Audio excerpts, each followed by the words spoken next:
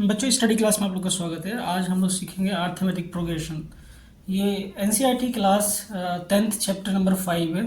बच्चों, ये चैप्टर बहुत इजी है और आप लोग बहुत लॉजिकली इसको समझ सकते हो। ठीक है, ये चैप्टर रीजनिंग में भी काम आता है, सॉल्व करने में। ठीक है, और एम्पलीट्यूड टेस्ट आप लोग देते हो उसमें भी काम आता है। तो ये बहुत इंपॉर्टेंट चैप्टर है और बहुत ईजी चैप्टर है, ईजिली आप नंबर ला सकते हो। ठीक है बच्चों, मैं आपको कुछ बेसिक चीज़ सिखाता हूँ अर्थमेटिक प्रोग्रेशन चैप्टर करने से पहले। इसमें होता है क्या है कि नंबर हमेशा एक सीक्वेंस को फॉलो करता है। जैसे एक नंबर लिखा है मैंने 10, 20, 30, 40 and so on.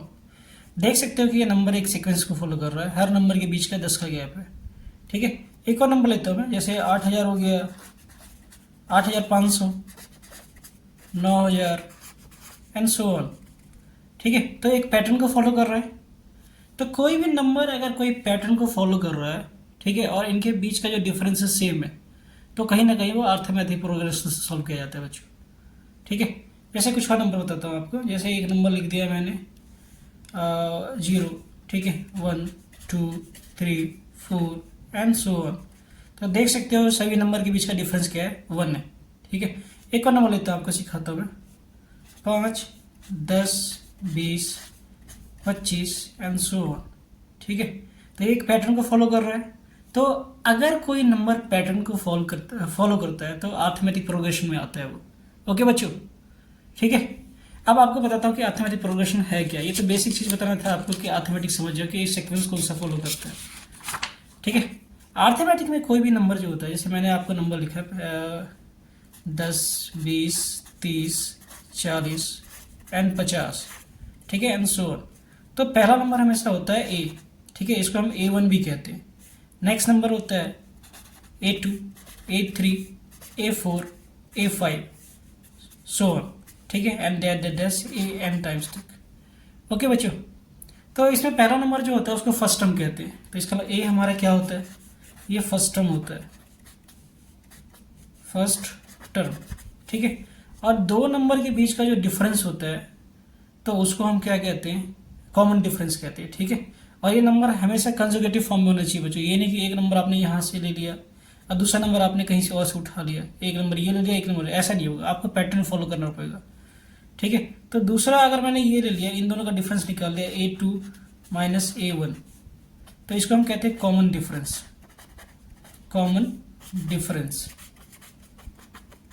Common difference बोलते हैं। ओके, जैसे अगर मैंने A3 और A2 ले लिया तो ये भी कॉमन डिफरेंस होगा, कॉमन डिफरेंस। ओके, तो ये दोनों आपस में इक्वल होगा। कॉमन डिफरेंस को हम क्या करते हैं, अर्थमेटिक प्रोग्रेशन में हम D से डिनोट करते हैं। तो A2 माइनस A1 की वैल्यू क्या होगा, D के बराबर होगा। ठीक है, ये नेक्स्ट पॉइंट है। पहला फर्स्ट टर्म जिसको हम A कहते हैं, और दूसरा कॉमन डिफरेंस जिसको हम A2 माइनस A1 या फिर A3 माइनस A2 या फिर A4 माइनस A3 भी निकाल सकते हैं। तो इसका मतलब ये और ये दोनों कॉमन डिफरेंस है, तो दोनों आपस में इक्वल होगा। ओके, तो हम कह सकते हैं कि A2 minus A1 equal to A3 minus A2। अब इस नंबर को मैं अरेंज करता हूँ। ठीक है बच्चों, तो इससे क्या होगा कि एक हमारा रिलेशन निकल जाएगा अर्थमेटिक मीन के बारे में। ठीक है, तो इसको मैं यहाँ ले जाता हूँ इस साइड, एंड इस नंबर को मैं यहाँ ले जाता हूँ। तो A2 plus A2 and A3 plus A1, तो ये 2A2 हो जाएगा और इक्वल टू क्या हो जाएगा, A3 प्लस A1 हो जाएगा। ओके, अब इसको डिवाइड करूँ मैं तो A2 की वैल्यू क्या हो जाएगा, A3 प्लस A1 अपॉन में 2। ठीक है, तो इस तरीके से हमारा मीन निकल गया है। इस तरीके से हम मीन निकाल सकते हैं। ओके, आपको नेक्स्ट बताता हूँ। जैसे हमसे पूछ लिया कि नंबर ऑफ टर्म्स क्या होगा, तो नंबर ऑफ टर्म्स को हम AN से भी डिनोट करते हैं, TN से भी डिनोट करते हैं। फॉर एग्जाम्पल, जैसे मान लो कि नंबर है हमारे पास A and A2, A3, A4 and so on. ठीक है, सो ऑन।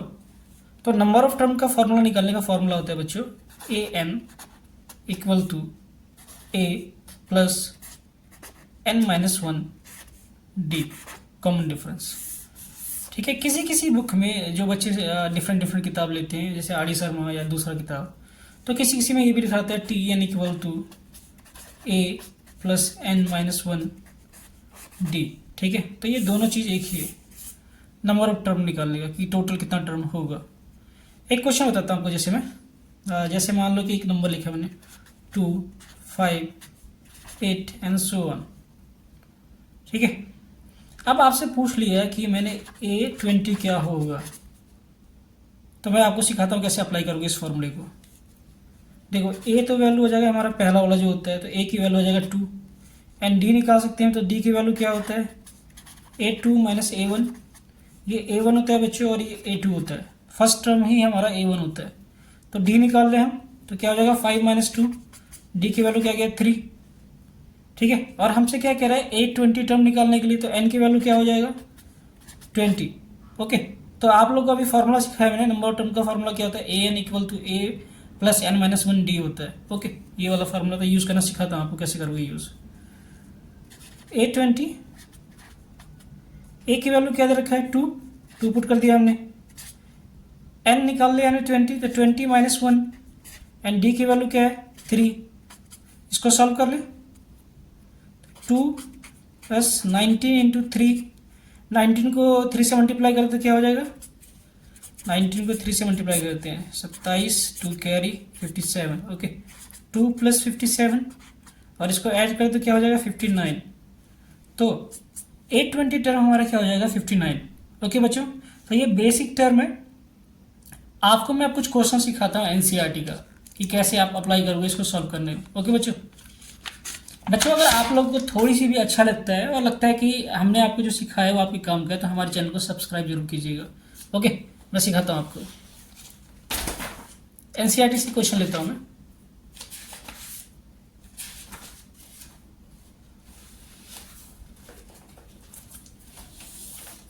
देखो एक्सरसाइज 5.1 क्वेश्चन नंबर 1, हमें बताना है कि कौन सा सिचुएशन ये एपी को फॉलो करेगा। A taxi fare after each kilometre when the fare is 15 rupees for the first kilometre and second of each per kilometre additional is 8 rupees. Okay बच्चों, तो क्या ये एपी को फॉलो करेगा, ये हमसे पूछ रहा है जस्ट। ओके, देखते हैं।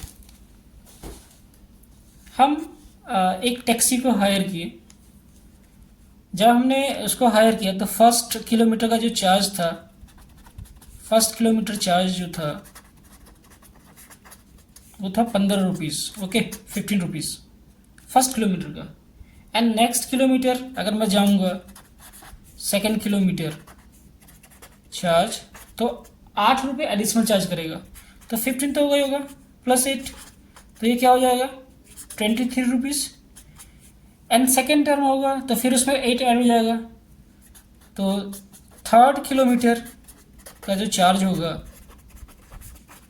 वो 23 प्लस 8 कितना हो जाएगा 31 रुपीज़। ओके, तो हमारा कुछ सीक्वेंस जो बनेगा एपी में, तो ये क्या बनेगा 15, 23, 31 एंड सो ऑन। तो क्या ये एपी को फॉलो कर रहा है, तो देख लेते हैं बच्चों। फर्स्ट टर्म हमारा हो गया क्या 15, कॉमन डिफरेंस निकालना है, अगर कॉमन डिफरेंस सेटिस्फाई करता है तो एपी को फॉलो करेगा ये।